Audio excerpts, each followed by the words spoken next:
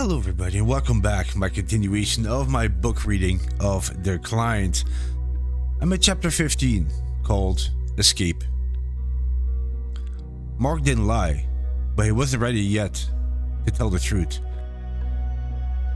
When the court met again on Friday afternoon, no one was really surprised when he again refused to answer the judge's questions. "I'm not going to answer that," he said, time after time. But everyone was shocked when the recording that was played. Reggie's eyes opened wide when she heard Maldonado speak of killing her. The judge agreed that Mark was in great danger and returned him to custody. There was one big surprise though. When Slick Mueller came before the judge, true to his word, the reporter refused to name the person who gave him private information. "Well, Mr. Mueller," said the judge, "if I can send the child to prison for refusing to tell what he knows, I can do the same for you." Slick knew more than anyone about crime in Memphis, but he had never been inside a prison. Now it was his turn.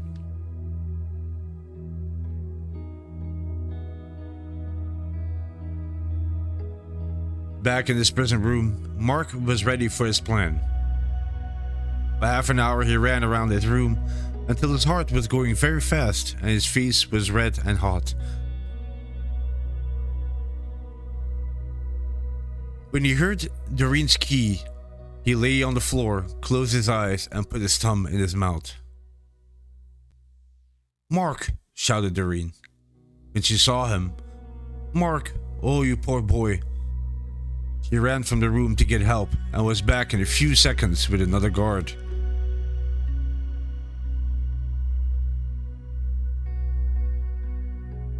"Mark was worried about this," said Doreen.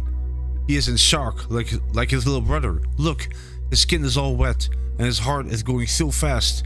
"Stay here, I'll call an ambulance," said the other guard.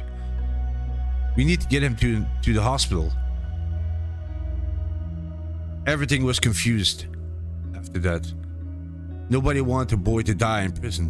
When the ambulance came, the guard signed the papers to send Mark to hospital, and he was taken at once to St. Peter's. More papers. There were nurses everywhere, and everyone was in a hurry. A nurse moved Mark to a bed.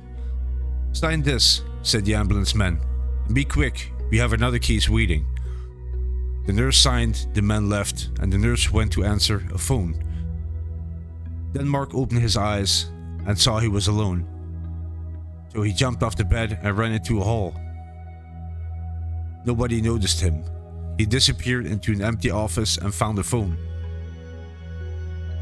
"Reggie," he said quickly when she answered the phone.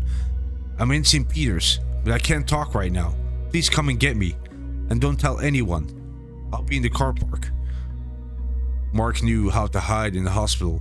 He moved quickly and quietly and found his way to the car park. When Reggie's car arrived, he climbed in and hid on the floor. "Drive, Reggie," he said. "Drive anywhere. Let's go. I'll explain later."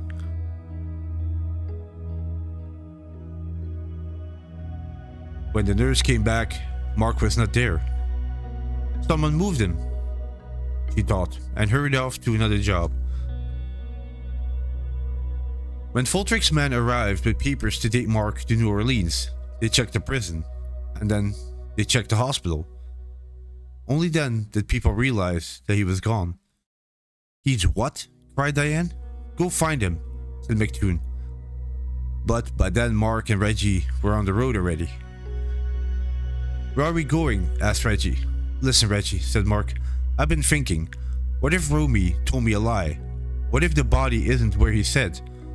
Then I'd be safe. We need to go and check. We need to go to New Orleans." And that was the end of chapter 15 called Escape. Thank you so much for listening. Hope you enjoyed it. Now catch you in the next one. Take care. Bye bye.